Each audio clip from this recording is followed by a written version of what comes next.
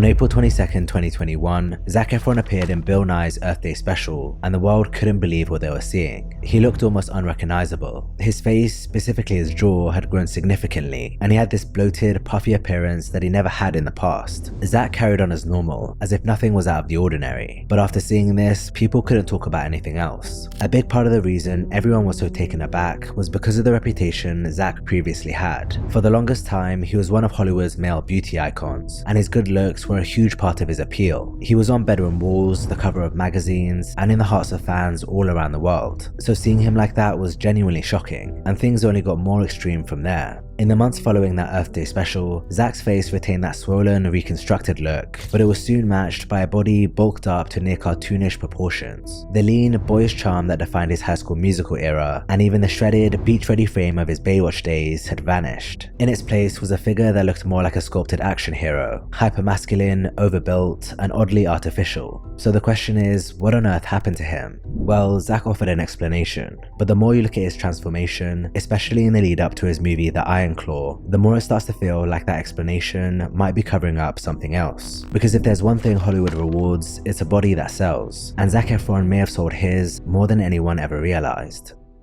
From a young age, Zac showed a clear passion and natural flair for the performing arts, and his parents were all in. They enrolled him in local theatre productions and singing lessons, helping him hone his skills early on. Before long, Zac was landing roles in community theatre, and soon after, a talent agency took notice. By 2006, while most kids his age were focused on finishing high school, Zac had already appeared in the TV movie Miracle Run, made guest appearances on shows like Firefly, and held a recurring role on Summerland. At the time, acting wasn't even Zac's main goal. He'd worked hard to get good grades and planned to go on to college, but that all changed when he landed the lead role in what seemed at the time like a modest Disney Channel original movie, High School Musical. I was so ready for college, man. I worked so hard, I got good grades. I had a 4.3 when I left high school. So I probably would have gone on to be a doctor. Little did he know that this small movie would become his breakout hit and change his entire life overnight. In High School Musical, Zac played Troy Bolton, a high school basketball star secretly passionate about singing. When the movie premiered in 2006, it pulled in nearly 8 million viewers and quickly became a teen sensation. The soundtrack, led by Zac and his co-star Vanessa Hudgens, was one of the top-selling albums in the US. Its standout track, Breaking Free, shot to number 4 on the Billboard Hot 100, giving Zac his first major music milestone. Disney doubled down on the High School Musical craze, releasing 2 sequels that each pulled in bigger numbers than the last. By the time the third film hit theaters in 2008, it wasn't just a hit, it was a phenomenon, and Zac was at the center of it all. He was everywhere, on magazine covers, posters, red carpets, you name it. To millions of teenage fans, he wasn't just an actor, he was the teen idol of the era. Everywhere he went, he was swarmed by screaming fans, captivated by his looks, charm, and boy-next-door appeal. But the very thing that made him famous was also starting to box him in. In 2007, Zac starred in Hairspray, a musical set in the 1960s about a teen who dreams of dancing on a popular TV show while standing up against racial segregation. He played Link Larkin, a popular singer with a slick Elvis vibe and a heart of gold.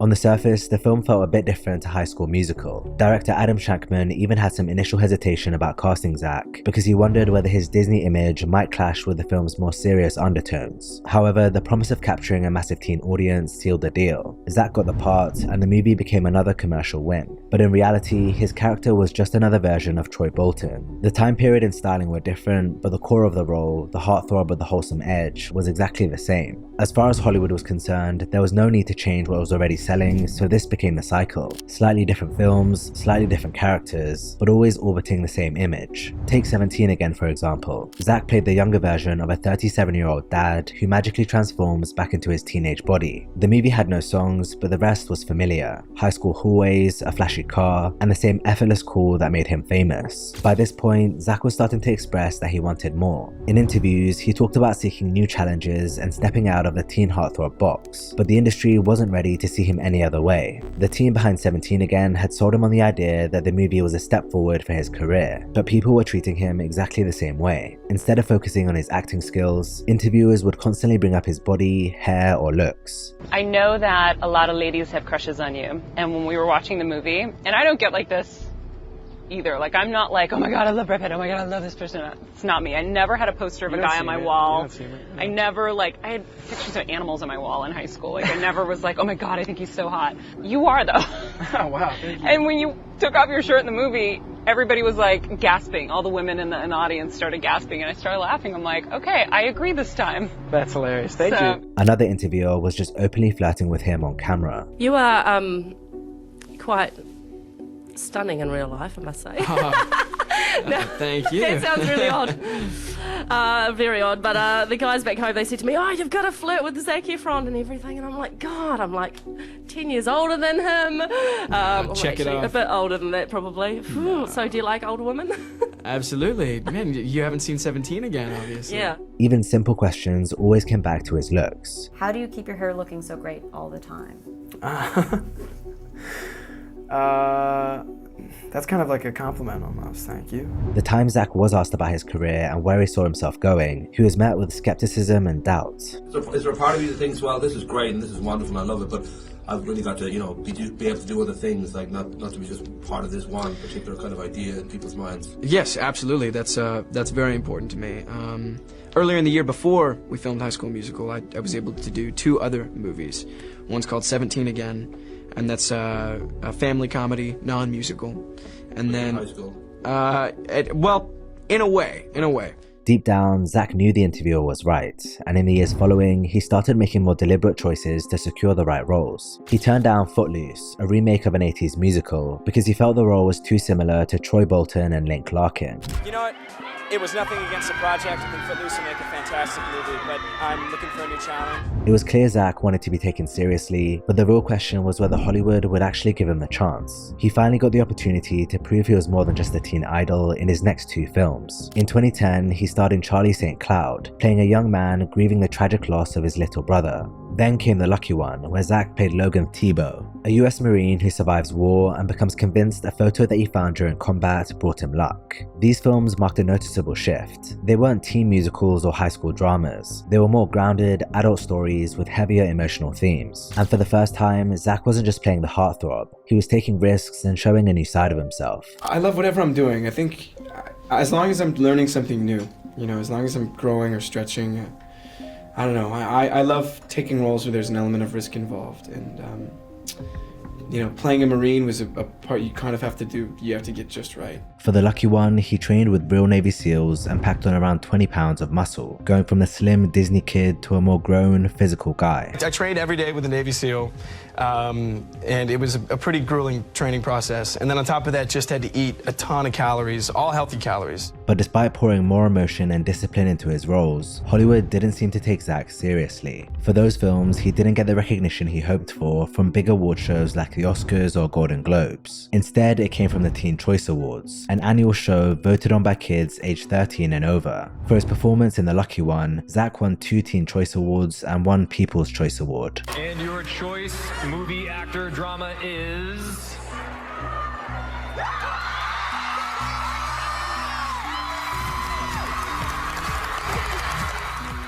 Despite taking on risks to evolve as an actor, it was clear the industry still saw him the same way. Over time, Zac seemed to accept that if Hollywood wasn't going to recognize his acting skills, maybe his appearance could open doors. After the attention his physical transformation received in The Lucky One, he decided to try and embrace it. The muscles, the more mature image, it all became a part of the new Zac Efron. He went on to star in films like The Paperboy and That Awkward Moment, both of which had a common thread. Zac was sexualized, with his image often speaking louder than his acting. In The Paperboy, for example, his character Jack uses his physical appeal to increase attention with Nicole Kidman's character Charlotte. He spends much of the film shirtless, drenched in rain or sweat, with the camera focused on one thing and one thing only: his body.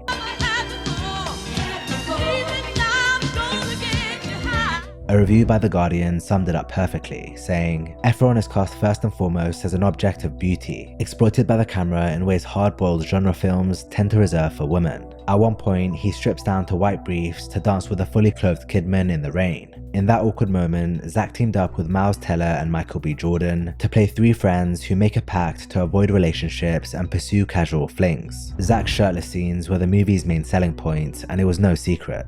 Reviews of the film couldn't ignore the glaring focus on his body, with one saying, "And for those who are interested, nearly all of Efron is on display." Same goes for Jordan and Teller, but let's face it, on the disrobing front, Efron is the top liner. During an appearance on Ellen, the conversation quickly turned to how much skin he showed in the movie. Can we just show this one hilarious scene, and you'll see why he's like this when you see the movie. But there's a photo of you needing to use the restroom, and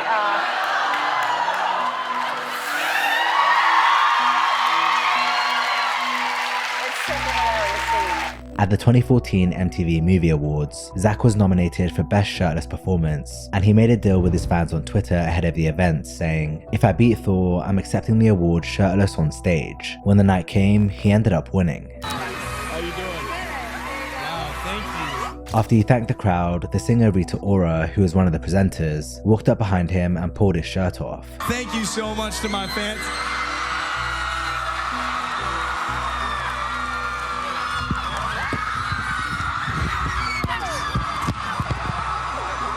For the next few days, pictures and videos of that moment were everywhere. The overt use of his physique to sell tickets didn't stop there, as it happened again just a little later that year with his movie Neighbors. The film was a raunchy, R-rated comedy that allowed him to show off his comedic chops, but at its core, it was still about his body. It centered on Zac's character Teddy Sanders, the leader of a college frat who's full of charm, good looks, and swagger. A young couple played by Seth Rogen and Rose Byrne move in next door to the frat house, leading to an escalating war between both sides. While Teddy wasn't the typical leading man of Zac's past roles, the film still used his physique as a major selling point, with plenty of shirtless scenes and plenty of jokes about his attractiveness. So even though he had more interesting material to work with, he was still sold as the guy everyone wants to look at. You're shirtless in a lot of the movie. Yeah. But I heard Seth was making you take your shirt off for no reason. Yeah, I know, like constantly. He would say, just Zach's shirt off for the scene. And I'd be like, okay, yes, sir.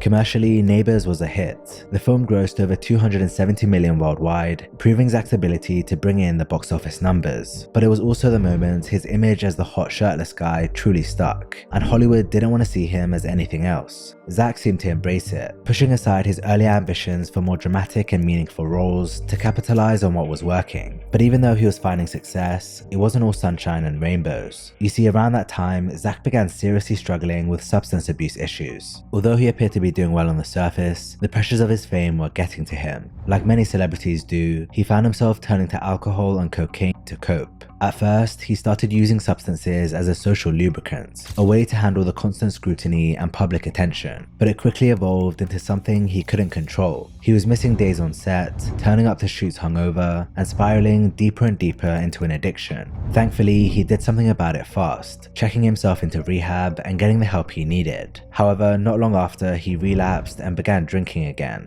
The public had no idea as he kept it all under wraps, but his friends and family were seriously worried. He ended up going back to rehab for a second time and getting clean for good. And 6 months later, he was spotted in the crowd at a Lakers game wearing a 6-month sobriety chip. It was a dark period in his life, but he kicked the habit quickly. However, his drug usage would begin again a few years later, just in a different form. After the success of Neighbors, Zac starred in 2 films where his body was once again front and center: We Are Your Friends in 2015 and then Dirty Grandpa in 2016. In Dirty Grandpa, he starred alongside Robert De Niro, playing a lawyer tasked with driving his recently widowed grandfather to Florida. But instead of a sweet bonding trip, it turns into a wild, raunchy spring break adventure. The movie is filled with lots of shirtless workouts, beach scenes, and parties. And even though Zac's character is meant to be the uptight, nerdy type, his shirt comes off at every opportunity.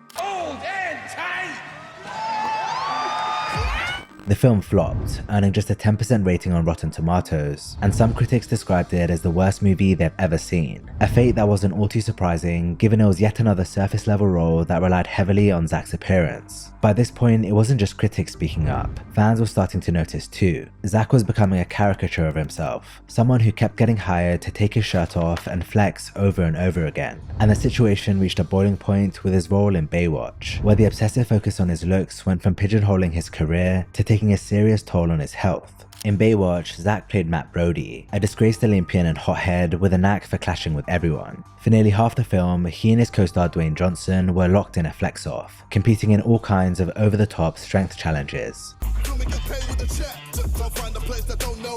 You can see Zac's body was absolutely shredded. He looked ripped in his previous roles, but this was another level. He claimed that to achieve that, he had to put his body through hell, going through an intense training process and following a strict, clean diet. For most roles, you change something, but I think probably the one role that I had to change the most for was probably Baywatch. In that movie, I adopted a really, really specific eating regimen. Clean fish or meat with sweet potatoes, like that. And I just did that the entire film. So that was the most extreme I had ever gone. I think I was in ketosis that entire film. Even after completely transforming into this superhuman version of himself, Baywatch didn't give Zac the payoff he'd hoped for. It didn't perform all that well at the box office, and as is becoming the theme, critics laid into him for his performance. It was so bad that he was nominated for a Razzie Award for Worst Actor in 2018. But the true cost wasn't just in the reviews. It was in the toll that pushing his body this far took on his health. A few years after the movie was released, Zac admitted he'd been taking diuretics to stay that lean, which messed him up badly. The drug reduces water retention and enhances muscle definition, but at a steep cost. He ended up battling insomnia and even slipped into depression, and it took him 6 months after getting off the drugs just to start feeling normal again. In his Hot Ones interview, he opened up about the whole experience, admitting that while he was proud of the results, he would never want to get in that kind of shape again. I realized that, like, when I was done with that movie, I don't ever want to be in that good a shape again. Really. It was so hard. You're working with almost no wiggle room, right? You've got things like water under your skin that you're worrying about, like making your 6-pack into a 4-pack, shit like that. That's just like not, it's just stupid. Yeah. You know, it's just not real. And like, I'm happy that it worked. I'm happy that it got me through it. I may do it again if it was something worthwhile, but we'll wait till it gets to that. I don't need to, I'm good. Take care of your heart, take care of your brain. You're good. He seemed uncomfortable with how much attention that version of him got, and when he saw the wax figure of his Baywatch body, he made it clear it isn't something to idolize. That's too big, and don't try and get for guys. That's unrealistic, I'm telling you. Like, I got very big and buff for that movie, but I don't want people to think that's the best way to be. Like, be your size. Like, don't. Yeah. It's not. Like, I don't want to glamorize this. Following the whole health scare from Baywatch, Zac wanted a reset. After years of roles that leaned on his physique, he decided to return to his roots, movie musicals. He starred alongside Hugh Jackman in The Greatest Showman, a biographical musical about P.T. Barnum and his famous circus from the late 19th century. In the film, Zac played Philip Carlyle, P.T. Barnum's business partner and a performer in his own right. He sang, danced, and brought a surprising sense of wit and emotional depth to the role. It was a full circle moment with him finally back in a musical, but this time as an adult performer commanding the screen. While The Greatest Showman still showcased Zac's charm and attractiveness, his character wasn't defined by his body. Instead, he portrayed a romantic, emotional figure, something fans hadn't seen from him in a long time. The movie was a hit, grossing $434 million on a budget of $84 million, and winning several awards, including a Grammy. Finally, Zac was being recognized for his talent, not just his looks. Then, in 2019, he took a sharp left turn. He starred in Extremely Wicked, Shockingly Evil and Vile, playing the infamous serial killer Ted Bundy. The role was controversial, with some feeling the movie romanticized Bundy's crimes and disrespected his victims by not showing the crimes themselves. But while the film drew backlash, Zac's performance didn't. Critics and fans agreed he embodied Bundy's charm and good looks with unsettling ease, making it believable that someone so outwardly likable could hide something so dark. After this movie, Zac switched things up with a Netflix travel and lifestyle show called Down to Earth. The show featured he and his buddy Darren Orlean traveling the world, exploring cool ways to live healthier and more eco-friendly. They visited places like Iceland, France, Costa Rica, and London, learning about sustainable living and different cultures along the way. The show dropped in June 2020 during the pandemic, and it became a go-to for many, offering chill vibes and helpful tips on how to live better. We need to start rethinking how we consume everything, from our food to our power. Whoa, look at that. That's Mother Earth. Dude, that's some power. After that first season, Zac started gaining new fans. People liked how down-to-earth he came across. Gone was a super polished, almost cardboard cutout look he'd had for years, and in its place we saw a more rugged, authentic version of him. But just when people started getting used to this new, laid-back version of Zac, something completely unexpected happened. A big-budget Broadway musical spectacular? Bill, wow.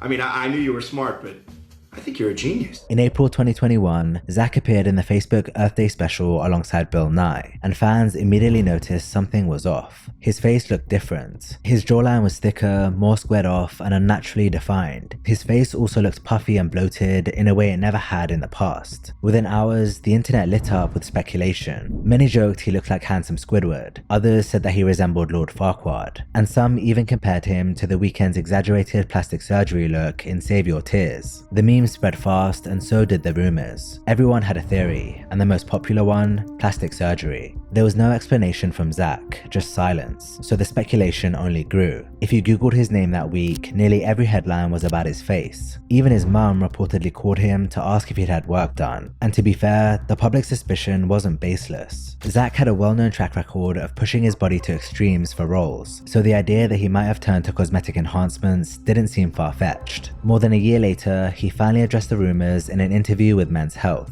giving a full explanation. According to Zac, the change had nothing to do with plastic surgery. He said that back in 2013, he was running through his house in socks, slipped, and smashed his chin on the granite corner of a fountain. He blacked out, and when he came to, his chin bone was hanging off his face. Doctors wired his jaw shut, and he spent 6 weeks on a liquid diet. But he said the real change in his appearance didn't happen back then. It happened years later, after he stopped doing physical therapy. During recovery, he'd been working with a specialist to help retrain the muscles in his face. But when he took a break from therapy, his masseter muscles, the ones at the back of the jaw that help you chew, started to overcompensate. They grew larger, and that, he said, is what made his jaw look so different in 2021. If he was gonna get plastic surgery, he wouldn't get that. Come on.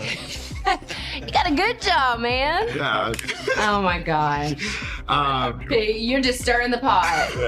No, it was funny. It sucked. I almost died, but we're good. This moment showed just how much things changed after his transformation. Years earlier, people adored his looks, but now they were mocking them. And the sad part, he wasn't chasing vanity. He was just trying to recover, or at least that's what he led us to believe. But when behind-the-scenes photos from the Iron Claw surfaced, a new theory started to gain traction, one that had nothing to do with an old injury. To play pro wrestler Kevin Von Erich, Zac underwent a dramatic physical transformation, even by his standards. He packed on more muscle than ever before. His chest was thicker, his shoulders broader, and his arms looked like they belonged to someone who lived in the gym. His frame changed completely, taking on that exaggerated, bulky look you'd expect from a bodybuilder. And once the movie hit screens, the conversation shifted. It was no longer just what happened to his jaw. It became, how did he bulk up like that? That's when the PED rumors started. Gaining lean muscle tissue gets harder the more you already have, and Zac wasn't starting from scratch. He was already in great shape, but the version of him we saw in the Iron Claw looked like something else entirely. Naturally, people started asking questions, because they'd seen this kind of transformation before. Just look at Conor McGregor, whose head and muscle mass ballooned seemingly overnight in 2021, triggering steroid speculation. Or Kumail Nanjiani, whose jump from comedy star to Marvel superhero came with a visibly bulkier face and larger jaw. There are numerous celebrity transformations just like this, and Zac became the newest on the list. Some fans noticed something else about him too, what looked like a bubble gut, a distended, bloated stomach often associated with HGH use. This drug doesn't just grow muscle, it can disrupt proportions, alter digestion, and even change facial structure. And again, it isn't a stretch to believe Zac took it. He already admitted to using performance-enhancing methods to achieve his Baywatch body, so maybe whatever he took to build his frame for the Iron Claw was the same thing that altered his face. The frustrating part for Zac was that even after delivering one of the best performances of his career in that movie, the conversation still revolved around his body. It seems no matter how much he changes, the roles, the physique, the commitment, the story stays the same. The industry still sees him as an image first and actor second. It happened again in his most recent movie, A Family Affair, and it will most likely continue to happen. But the truth is, in many ways, he hasn't helped himself. He's played the game, leaned into the image, and chased transformations that have kept the spotlight on how he looks, not what he can do. We saw some glimpses of the career he could have had, but ultimately, the conversation around him has always wound up back in the same place. And that's the trap. When your looks have been your currency for so long, at some point, it becomes hard for people to see anything else.